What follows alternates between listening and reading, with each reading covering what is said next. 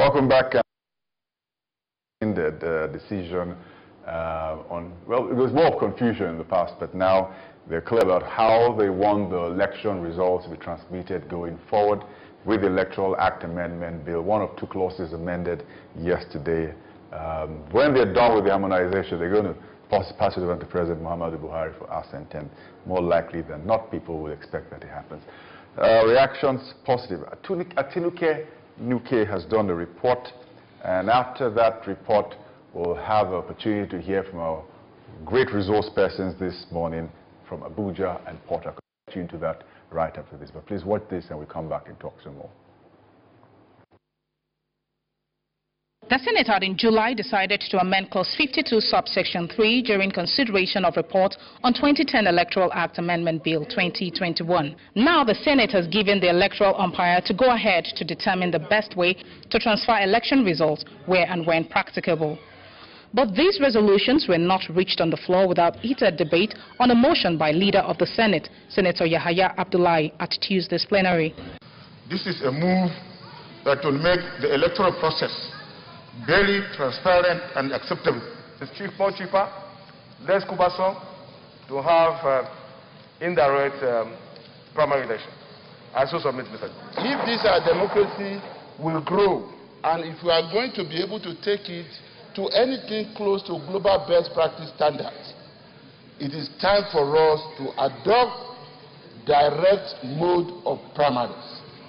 By this resolution, the Senate has tactically backed the Commission on its decision to transmit results electronically. Bill for an act to repeal the Electoral Act and enact the Electoral Act 2021, and for other matters connected there with 2021, third reading taken, and the bill is passed. Meanwhile, the Senate is calling on the federal government to, as a matter of urgency, intervene in the rehabilitation of federal roads in the country. The call follows a motion by a lawmaker representing Cross River South, Senator Gershom Bassey, on the deplorable state of Nigerian roads. Poor funding and neglect of Nigerian roads has led to the abysmal state of our roads. Accordingly, this Senate resolves to, 1, call on the federal government of Nigeria to immediately declare a state of emergency on federal roads and improve its funding. Call on the federal government to immediately declare a state of emergency on federal roads and improve its funding. Those who vote for one say aye. Those against say nay, the ayes have it. Recall that the leadership of the Nigerian Union of Petroleum and Natural Gas Workers had announced the suspension of intended withdrawal of services by petroleum tanker drivers due to safety on Nigerian highways. From the National Assembly, Atinuke Nuke, Silverbird News 24. All right, brilliant. And so we have the platform, we have the ball set to roll now on this one with us. We have in Abuja, Jeff Ojinika, a former member of the House of Representatives. It's always a pleasure to have you join us, Mr. Ojinika. Yeah, thank you, and good morning, Nigerians. Thank you very much, and we'll get to you to get your reaction straight after we introduce Melford Georgewill. Melford Georgewill is a legal practitioner who joins us from Port Harcourt. Thank you very much, sir, for joining us. Thank you for having me. Good morning, Nigerians. Excellent. Thank you very much. So, Jeff, I'm sure that as a former member of the House of Representatives, it did pleasure you or delight you to see the Senate make a decision on the electronic transmission of results in the manner and fashion in which it has happened, to the point he's got a lot of positive reactions. But what are your reactions first and foremost to a dramatic day, the Senate yesterday? Well, I would like to start by congratulating Nigerians and at the same time congratulating the Senate for being the Senate of the Federal Republic of Nigeria, not Senate of any political party or Senate of any individual, but Senate of the Federal Republic of Nigeria, making laws for the good governance of the people of Nigeria. And I also want to congratulate in a very special way the chairman and all the members of the Independent National Electoral Commission for the role they played in this whole process, because if not for the straightforward nature of the INEC, the INEC coming out to be independent, to exact their destiny, I don't think the event of yesterday would have happened. So I would like to congratulate Professor Yakubu and his INEC for being there with the Nigerian people, because it was almost like yesterday most Nigerians would have slept with their two eyes closed, and the political temperature in the country would have dropped reasonably very low since the event of yesterday evening, because the Senate action or the National Assembly action on the electronic transmission sent a very wrong signal. It sent a very wrong signal to Nigerians that so many people's blood pressure went up so high, because it went, to show that they weren't there for credible election. So, but with the event of yesterday, people can now relax and assess and go into the 2023 election with belief that everything will be okay, and that the end result will be a true reflection of the yearnings and aspirations of Nigerians. All right. Let's go to Port Harcourt and also get the opening remark of our guests in Port Harcourt. So, how did this come to you, Melford? How did this come to you when you heard that the Senate had given their nod to e-transmission of results? How did this come to you? Well, it's a welcome development. It meets with the aspirations of Nigerians and global best practices when it comes to elections. So it was elating to hear the news that the Senate has rescinded its earlier position to put some conditionalities that made the initial inclusion of electronic transmission almost impossible. Now, as a matter of fact, in July, when the National Assembly initially discussed these amendments, the House of Representatives adopted the version where there was no requirement for INEC to get approval from the National Assembly before it can deploy electronic transmission, as well as no requirement for NCC, the National Communications Commission, to determine the efficiency or security of networks before INEC could deploy electronic transmission. I think that was the point where they had a disagreement with the Senate, because the Senate in its own version provided for a precursor where the INEC needed to make further recourse to the Senate, to the National Assembly, in the event that it intends to deploy electronic transmission of results, as well as to depend on NCC to declare network efficient and secure. It was more like giving with the left hand and taking back with the right hand, because those conditionalities made it nearly impossible to put into effect the provision for electronic transmission. So it's good news for Nigerians. It's good news for our elections development. It is good news for democracy. Thank you. All right. Jeff Ojiniga, you've been through the electoral process a number of times as a politician, as a former member of the House of Representatives. And I'm sure that when Judge will talks about the electoral development, you think about the different problems we've had with the electoral process and the fine-tuning of the electoral process with the different and with the new additions we've had with each election cycle to try and make it the best credible process we deserve as a people. I know that you have always been firmly an advocate of electronic transmission of results, but to reiterate for the generality of the people, tell us how big this game changer is in the country's election development for all of us as Nigerians. Yeah, in our electoral reforms and in our electoral evolution, we've started from the process of registration, getting it right, and then making sure that the voter register is okay and then the voter's card is okay. Then in the process, we have discovered that at the end of results, between the ward and either the local government or from the booth to the ward, the results change. That it will no longer be a true reflection of what transpired in the booths. So, and the only way of avoiding that is to do electronic transmission, so that even if you have the hard copy, if the hard copy differs from the electronic copy, usually the electronic copy, the hard copy will give way to the electronic copy. So it's a process of making sure that the election is credible. It's a way of making sure that the end result will be a true reflection of what people actually did in the about 120,000 booths in the country. So quite unlike a situation where at the end of time, the results change as you go in between. So that's why we're talking of this electronic voting system. So there will no longer need for people to go and snatch ballot box. There will be no need for people to go and hijack election results. All those things will be a thing of the past.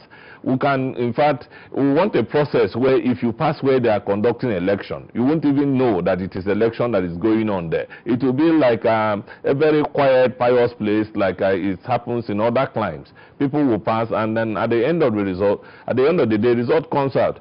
And one of the things it will save the man-hour that people use in going to courts for litigation, trying to prove this or trying to prove that. The back end will always show what is there at the end of time. So it will save a lot of things. It will save, and it will also engender and make sure that the people who are in office truly represent their own people. In fact, if you ask me, what is the key to Nigerian future development, it revolves around this election. Once we have a credible electoral process, the people there, if they are in the Senate, they are in the House of Representatives, they are governors, they are president, they will do what will please the people, because they know that 4 years is there. If they don't do well, they will be voted out. So they will be there on behalf of the people. But you see, the situation we have now is that most of our representatives, most of the people there in government offices blowing sirens here and there, does not in any way, are not there because the people wanted them to be there. They are just there because they could explore and manipulate the electoral process, and they find themselves there. Not because they won elections, but because they could explore and manipulate the process. So if we have an electoral transmission, it will be devoid of a slightly human, but that will also throw up a lot of challenges for INEC. One, in terms of cyber security, in terms of making sure that their cyberspace is very free. It is it's not people will not hack into it or infiltrate into it, as the case may be. So it creates a lot of challenges. And another kind of challenge it creates is that you see a situation where the same thing that used to happen will not happen again. People have access to electoral materials. Maybe electoral materials, they give contracts, and it happens that politicians are the contractors. That sometimes you wonder how some very sensitive documents like from EC 8A, 8B, 8C, you find them in the hands of politicians. And at the end of time, they will go, at the end of election, they will go and manipulate, use it to generate results and go to tribunal. And sometimes they go to the tribunal, the courts will be confused. The courts will be confused in the sense that if the document they are holding is INEC document, somebody will be, how come? You know, and INEC has not really come out to really say, how does this INEC document, sensitive documents, get into the hands of politicians instead of in the hands of electoral officers or the electoral umpire?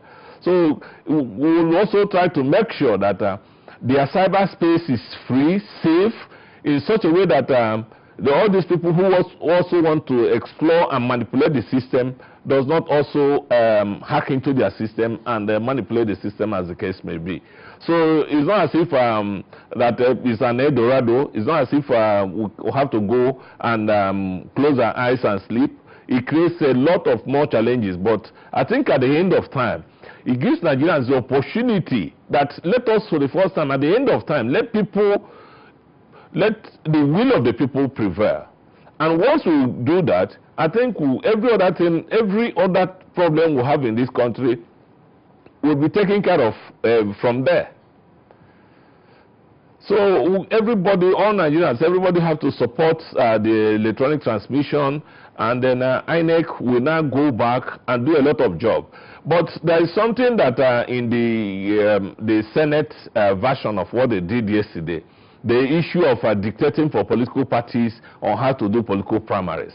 I think the Senate is also overreaching their bounds, or trying to... if you make something compulsory, you must make it free. Except the Senate will also pass a law that they will fund those processes of the party primaries. If they will fund the primaries, then they can go ahead and make it compulsory that it has to be through that process. For us here, I think the Senate had kickstarted the process of the credible process in an electionary system. They've started a good, credible move at ensuring that the process is credible. We'll come back on the nod for primaries, direct primaries, later. Let's speak with Judge Will in Port Harcourt. Let's get his position on this. Judge Will, I'm looking at the front page of a national daily this morning, which says INEC awaits Buhari's nod on e-transmission of results. Help us understand what the process really is and the powers of INEC. Would they be needing the nod of the president to run with the e-transmission process has been passed by the Senate? Okay.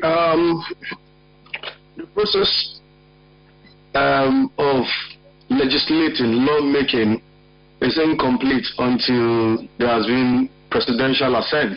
So my understanding of the newspaper front page is not that they need President Buhari's nod to implement it, but the need is nod to assent to the bill for it to become law so that they can work with it.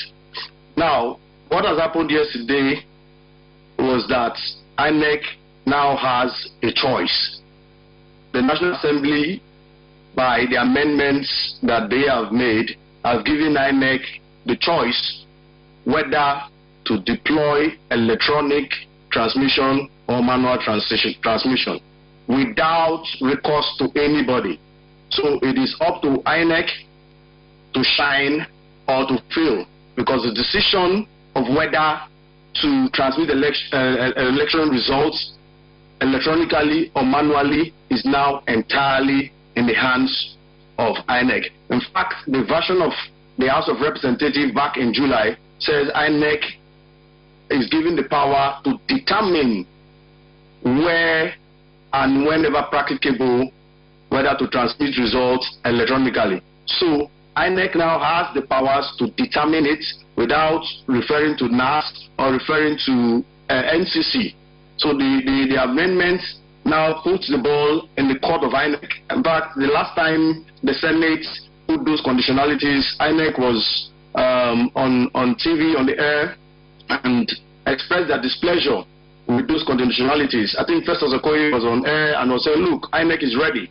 So our hope is that they are ready. And just like the honorable member said, this is a process that should kickstart a journey to a more credible elections in a more credible election in Nigeria. Now, going back to the issue of the nod of the president, I think after the work that the Senate did yesterday, we are supposed to have what they call the joint conference. I think the honorable member is aware of that. They will have the harmonization conference that is made up of the House of Reps, members of the committee of the House of Reps, and the Senate, where they will now harmonize whatever little gray areas. As it is now, they are on the same page, but there may be one or two gray areas to streamline.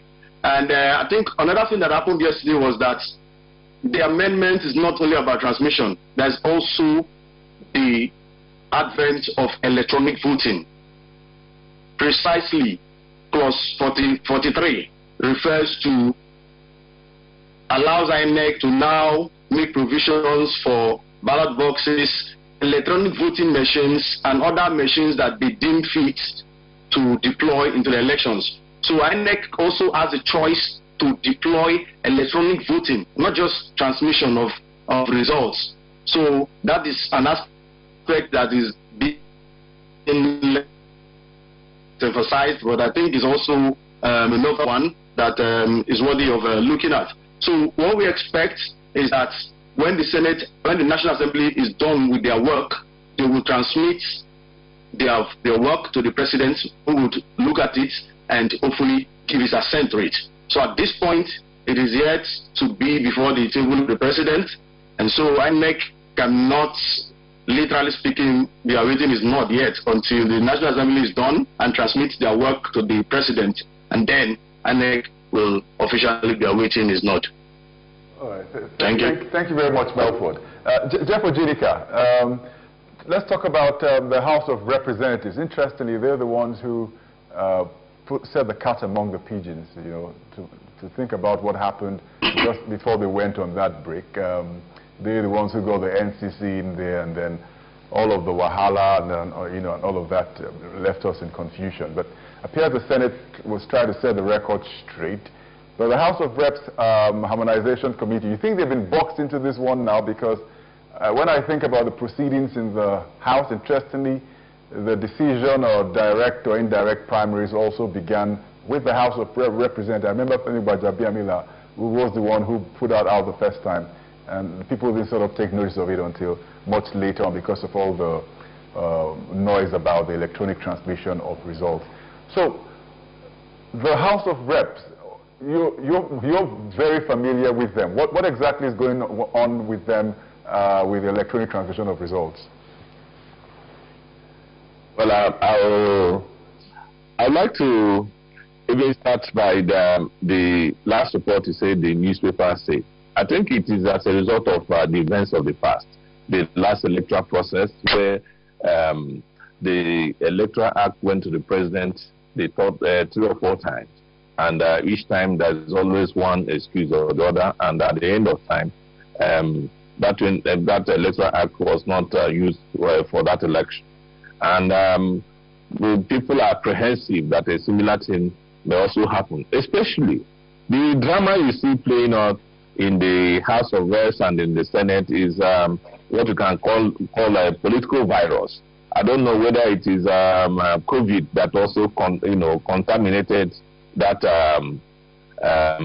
Electoral Act, in the sense that there were public hearings, the civil societies, everybody was part of the process, the political parties, and everything was going on well, especially on the Senate side. The Senate Committee Chairman on INEC, Gaya, was all part of the process, and they made their recommendations. The committee made their recommendations only for the virus to come in at the point of the determination.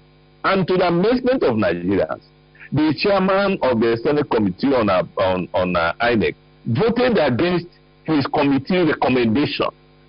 And all the members of the committee voted against so people knew that it was possibly a political virus that is extraneous to the National Assembly. And that's why all these fears, whether we will finish all this process and get it to the presidency to sign, whether it will be assented to.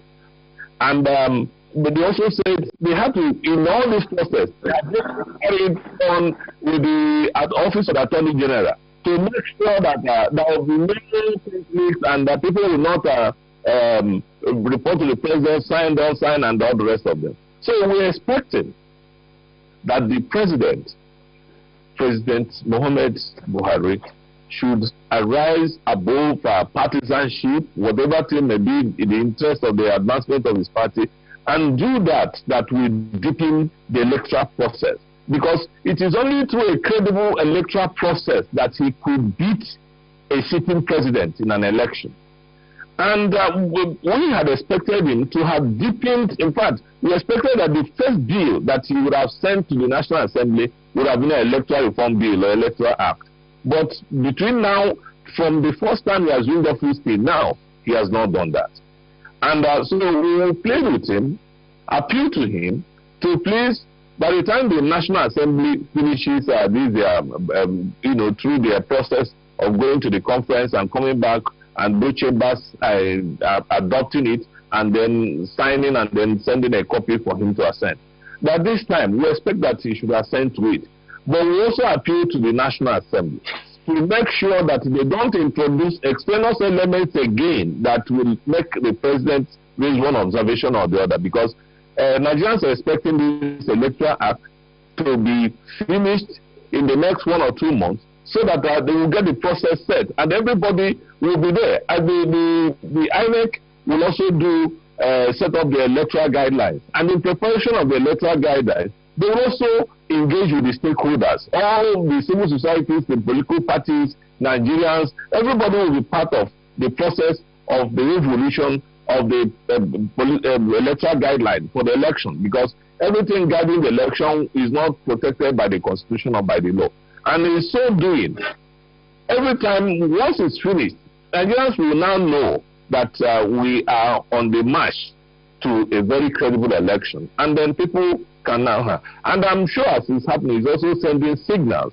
Because in other climes, this issue of people going for second term or not second term, by the time you do your assessment, you know whether to go for second term, you know whether to go for a rerun, you know whether to contest or not to recontest.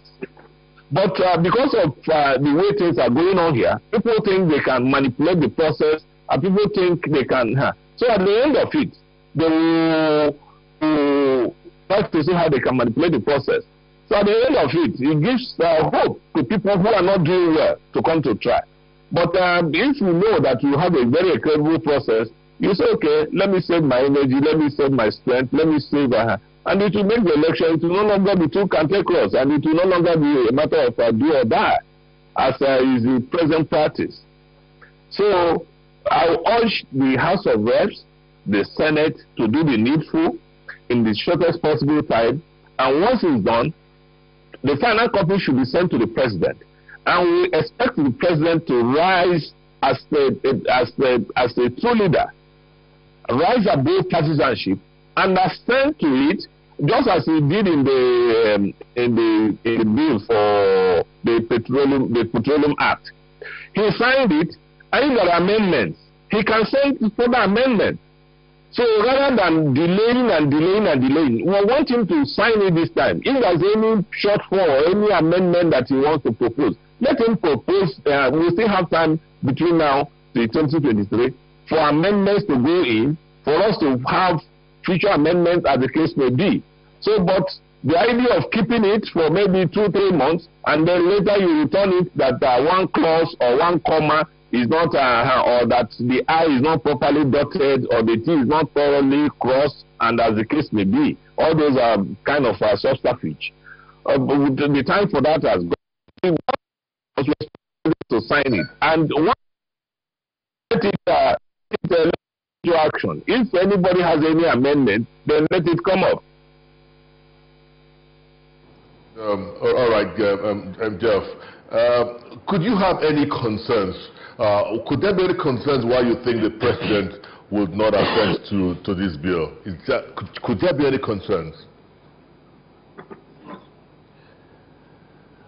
Well, I will suspect political virus, because some people who are afraid of losing an election, credible process, there are quite a good number of them in government offices today. There are quite a good number of them in National Assembly.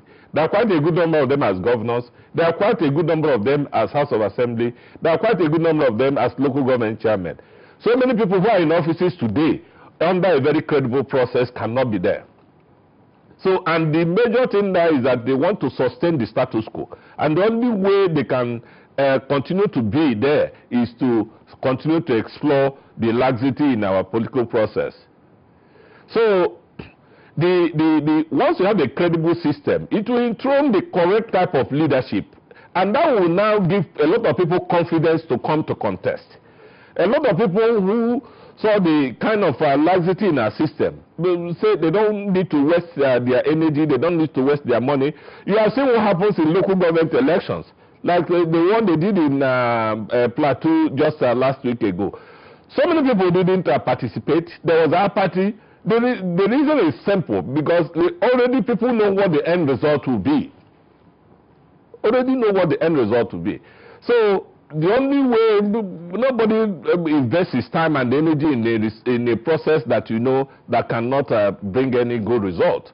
So once we get our electoral process right, I think the correct type of leadership will evolve in the country. And the country will be, all this issue of people clamoring for secession, all the issue of people clamoring for self-determination, and then all the rest of them can be abated, because once we are sure that the correct leadership is in place and the people have confidence in their leaders, then we are good to go. Also to Melford Georgeville. So Melford Georgeville, if you tell us what your thoughts also too about the executive. So far they've had a great relationship, the National Assembly and the executive, and no one has ever thought maybe a bill goes before the Assembly, from the Assembly to the executive could be rejected, but never say never in this sort of times. And what are your thoughts also too? Thank you. And let me start by saying that there are certain pertinent issues that need to be addressed and put in proper context. The honourable member has made reference to the president refusing to assent in the past. But I think it is important for us to put out the entire facts so that Nigerians will be properly guided.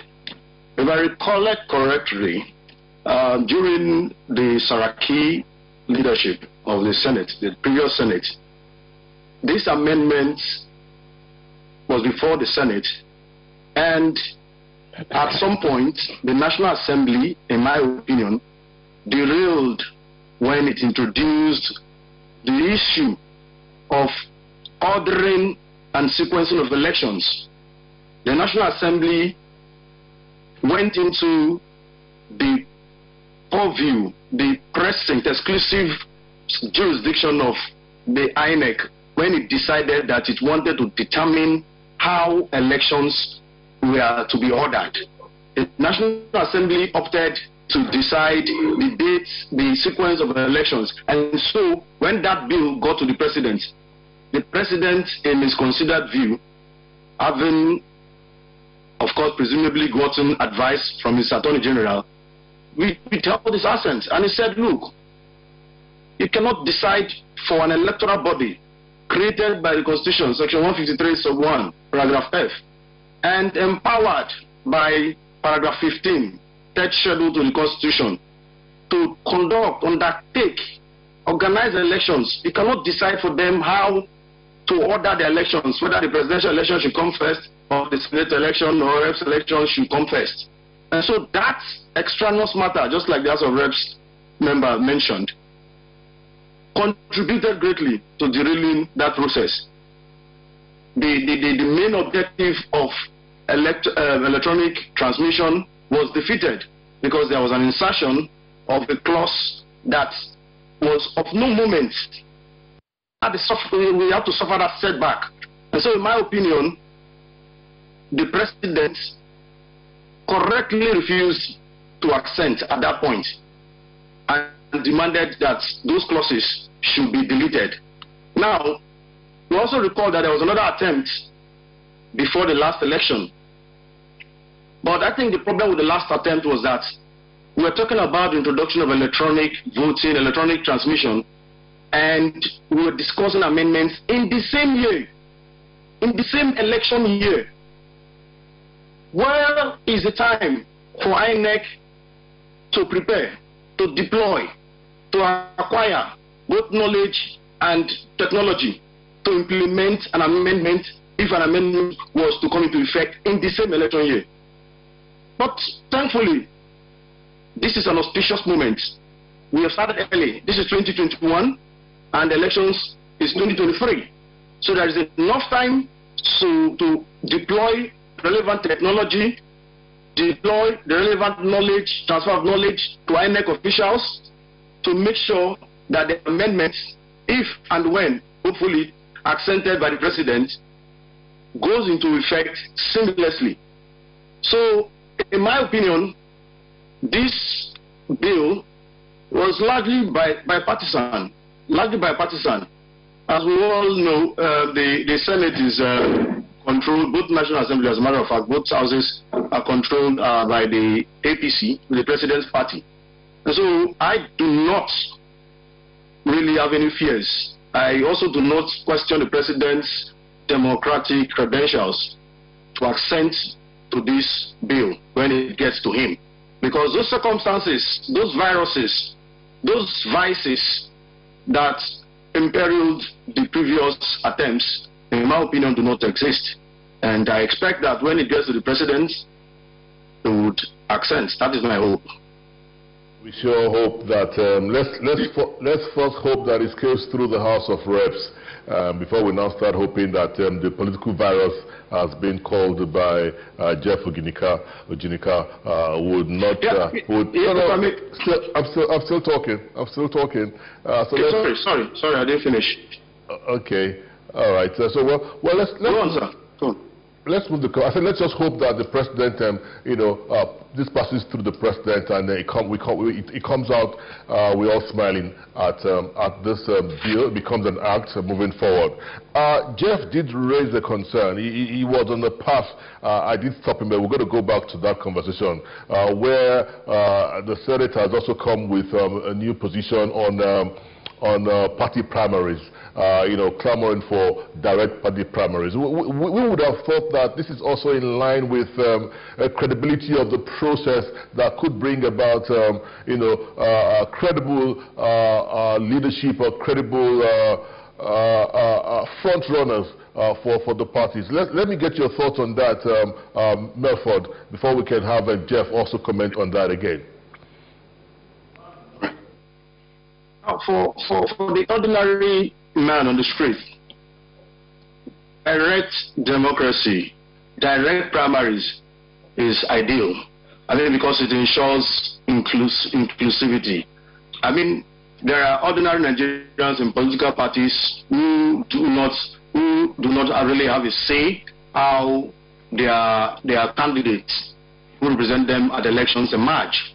Whether we like it or not, the indirect primaries has not been inclusive enough for ordinary party members. It's all been about the bigwigs throwing their weights here and there and deciding to the exclusion of the vast majority of ordinary members who flies the party's flags at different elections. So, in my view, this provision, interestingly, it has been enacted. It has been amended by politicians themselves.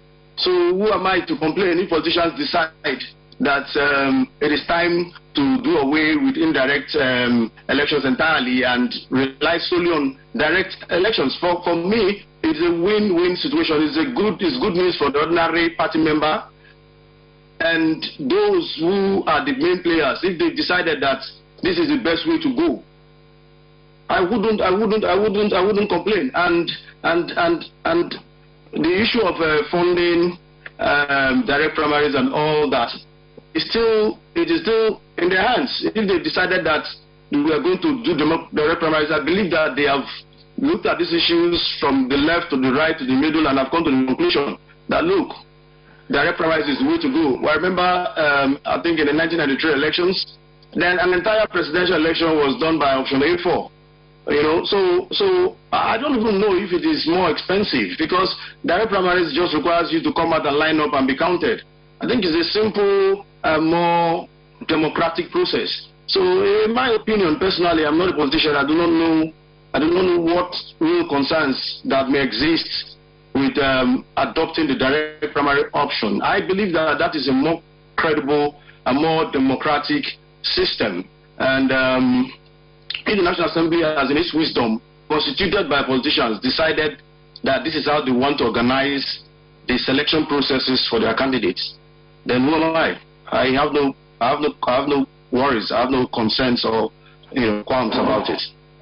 All right.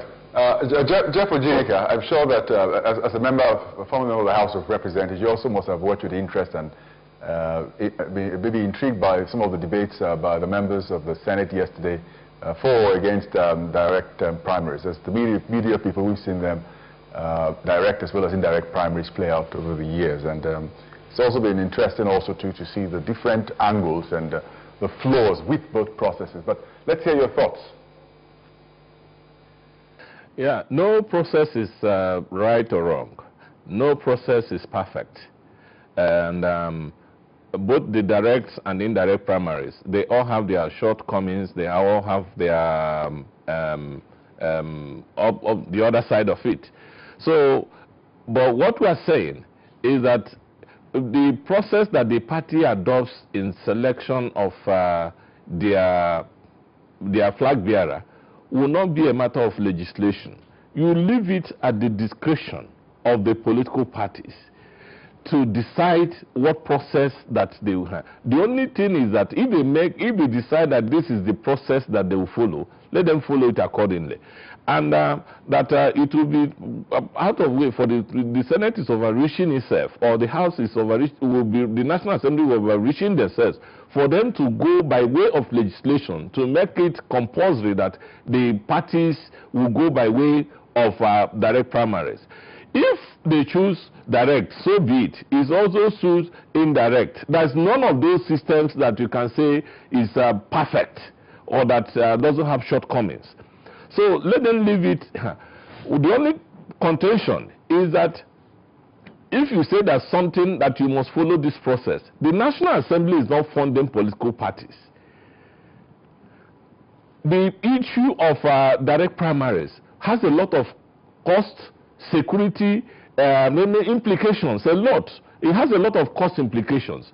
So if someone that you are not giving money to eat, you will now tell the person you must eat okra soup, you must eat rice, or you must eat beans, whereas you are not giving the person money to eat. It doesn't make sense.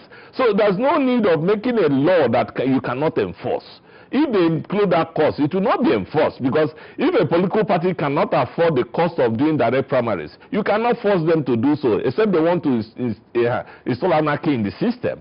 So the major thing is to leave it as it is at the discretion of the political parties to choose which of the systems they want to adopt. And that's my contention.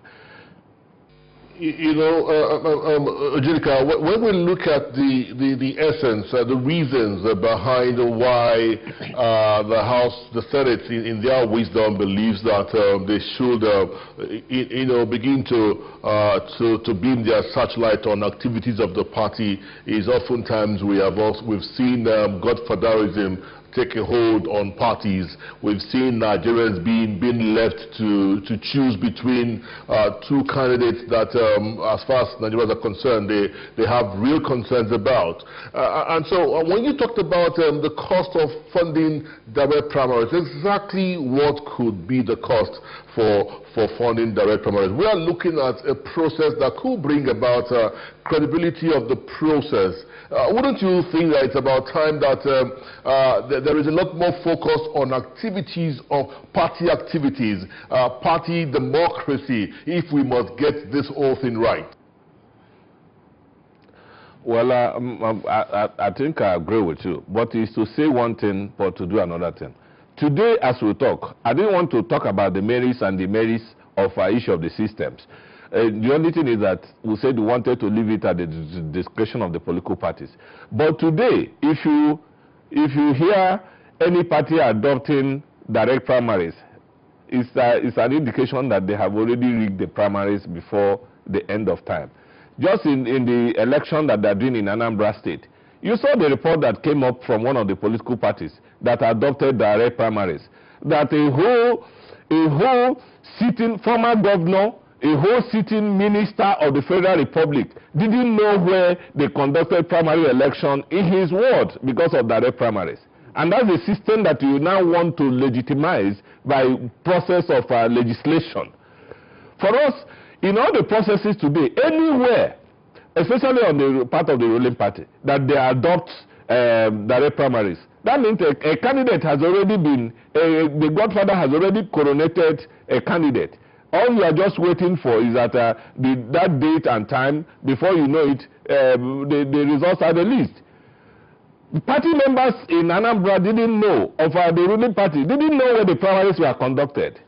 And that is direct primaries. Is it the direct primaries that the National Assembly is legislating on? Please, let us save our people. There's no need going into self-deceit. I didn't want to go into the demerits or demerits, but my contention is that let them leave it at the discretion of the members of the National Assembly feels that they have a control of the party at the national level, and that through direct primaries, they could get re-elected through their party primaries. Or quite unlike when they go to their states, they have to, if you do indirect primaries, where the governors are in control as to what happens at the local level, it will be difficult for many of them to get re-elected. That's just the problem. And they want a process where they will stay here in Abuja at the party headquarters, and they say they are doing direct primaries, and at the end of the primaries, their names are turned in, and nobody will know where those results were generated from. That's just so we just urge them to please expunge that and save Nigerians.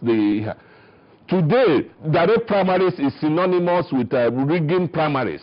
That's just the truth, if anybody wants to know about it. And the case of Anambra is a case in point. They happened in Edo. Before you know it, they adopted direct primaries, and they had to disqualify a sitting governor because they even discovered that even through direct or indirect, so in all the states, direct primaries is what landed Imo State in the situation where it is today in the ruling party. Because so many of the party members will not know where the elections will be conducted. So please, they should just save this country. When we are talking of credible election, nobody should bring that in.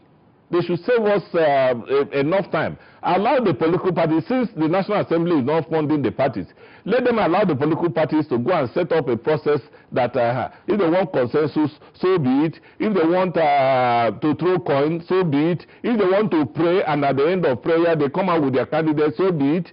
So let them allow the parties to adopt the process that is suitable for them.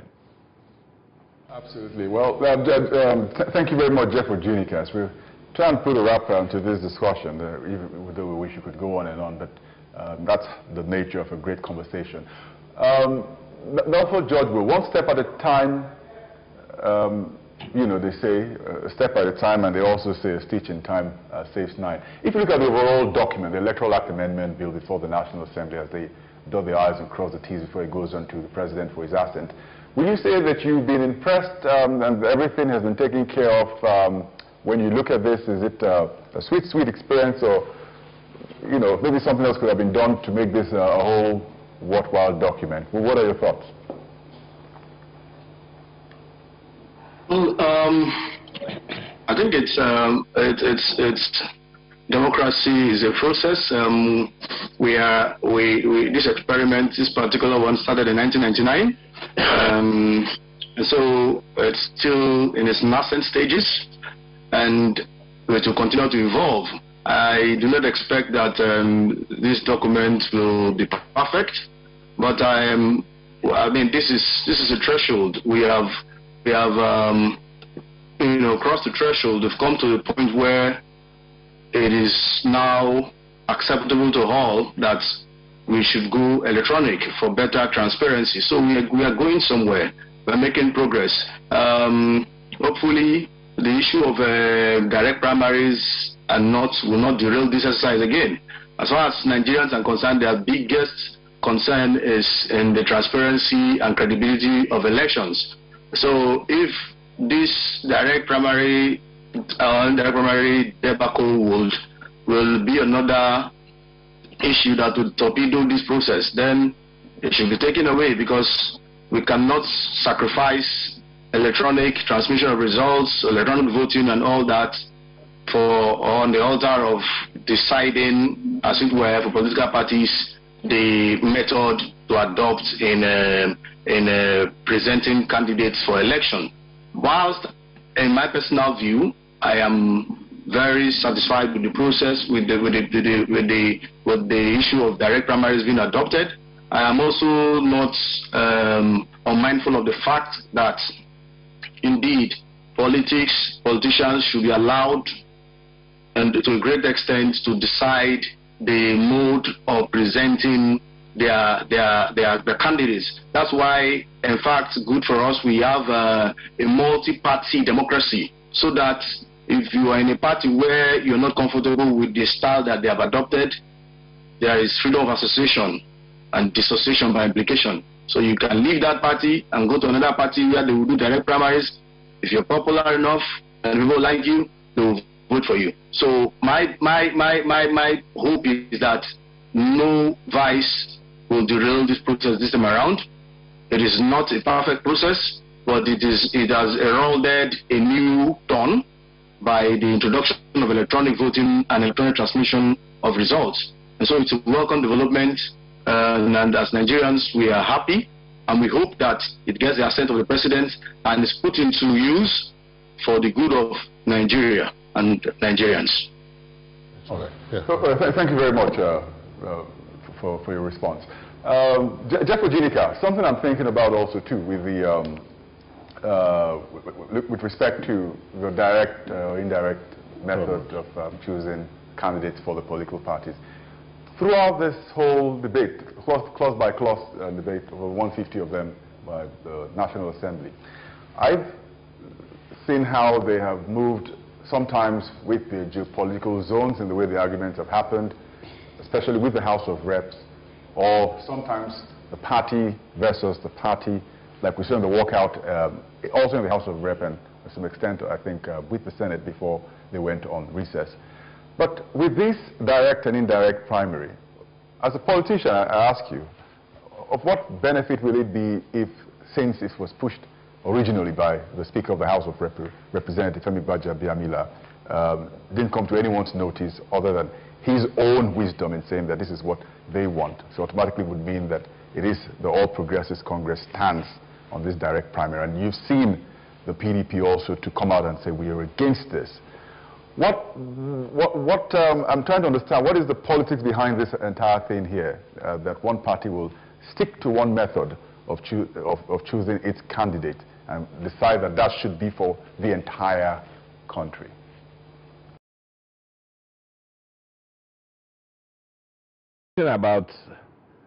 Everything about that particular clause is purely political and partisan.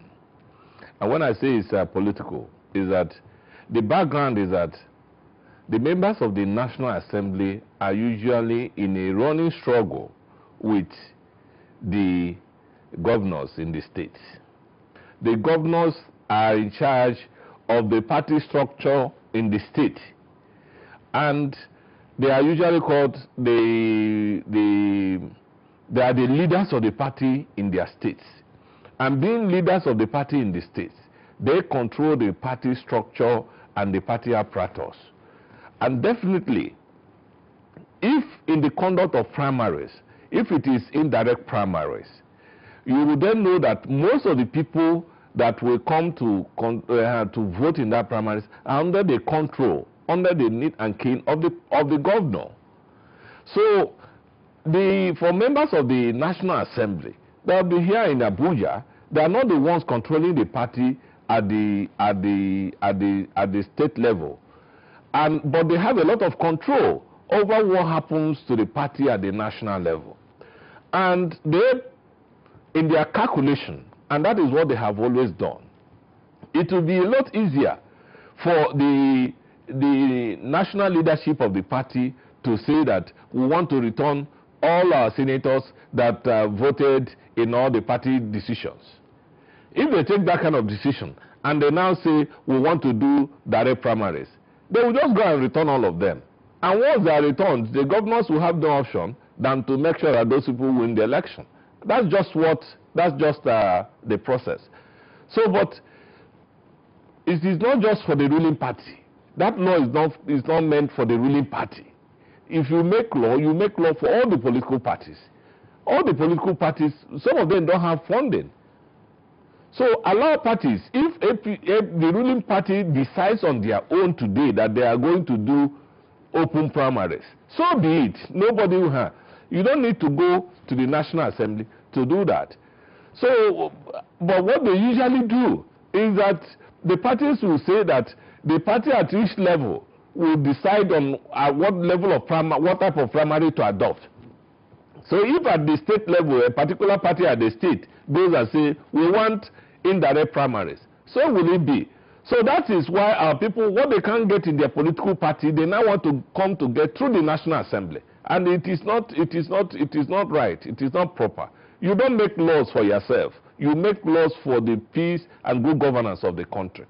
So those arguments, we know, are just what you can liken to subterfuge. They are just lying excuses. They are just things that are. But the major thing is that they want to stay at the party headquarters here and control the primaries that will take place in their various wards. That's just all. So in Nigeria today, if you say direct primaries, it is synonymous with rigging and writing of results. We have had situations where somebody went for an election. I think it was in Abia. Direct primaries, they had 40,000. And they went for the general election and got about 2,000 or 3,000. So what does it show you? That the number of people who voted for the indirect primaries were higher than, 10 times higher than the number of people that voted in the general election, that everybody, all parties came and voted. So it tells you that there's really nothing about indirect primaries. Jeff, it's very troubling, I must say, when you think you're having a solution to a particular problem, another one is raising its ugly head through another hole. Gentlemen, we'll take this break. When we come back, we'll get your parting statement on the show. So don't go away, News Up continues.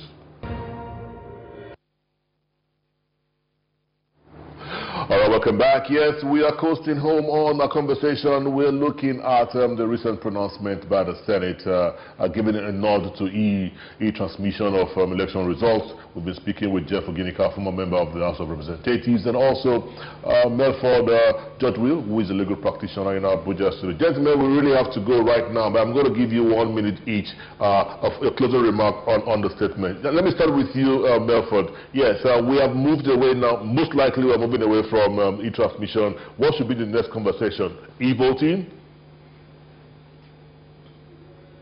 Well, like I noted, the amendments also include e-voting. But the question is whether INEC is ready for e-voting. But they now have that option.